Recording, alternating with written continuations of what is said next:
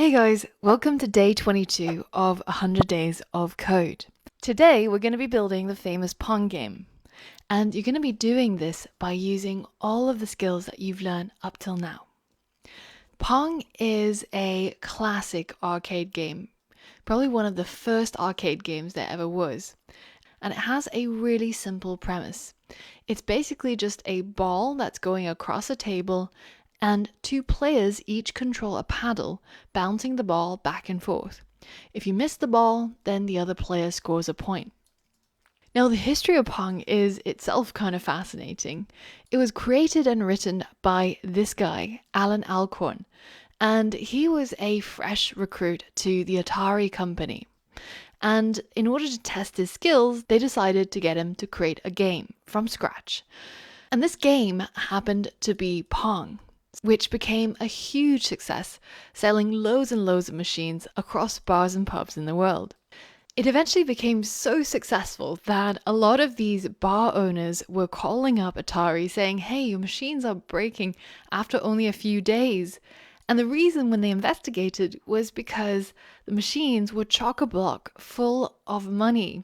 People were putting their quarters in to play Pong, and the machine was getting full too quickly. So this is the legendary game that we're going to be building today. As always, the first step is to break down the problem. And I want you to have a go at this. Think about how you would take this Pong game that you've seen here, and which components would we need to write code for? Which components might fit well in its own separate class? And how might we break down the logic of this game so that we can solve it piece by piece? Now, I want you to take a piece of paper, take a look at the game screen right here, and make a note of which components you think could be separated into their own classes.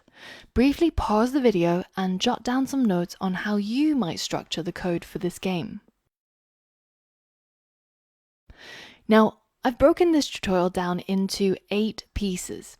Keep your piece of paper to hand throughout today so that you can compare your structure to the sample solution. Pong is a much more complex game than Snake, so pausing to think about the structure of the code now will help you a lot more in the upcoming lessons, and it'll make it easier for you to see how everything fits together. First, we're going to figure out how to create the screen, how to create and move a paddle, and then create another paddle so we can have a 2-player game, and then create the ball and make it move constantly across the screen, and figure out when it collides with a wall and make it bounce back, and then detect when there's a collision with the paddle to know when to bounce it back. Finally, we'll figure out when a user scores when the paddle misses the ball, and we'll keep the score using a scoreboard like before. Now, if you're feeling really confident, you can, in fact, just create a blank project, go through these each steps one by one, and see if you can code up this game by yourself. But what I recommend though is to go along with the videos, and I'm going to explain each of the problems one by one, and you can have a go at building it alongside with me. So if you decide to follow along with me, head over to the next lesson and we'll get started. If you decide to create everything from scratch, then pause the video and start creating the game now.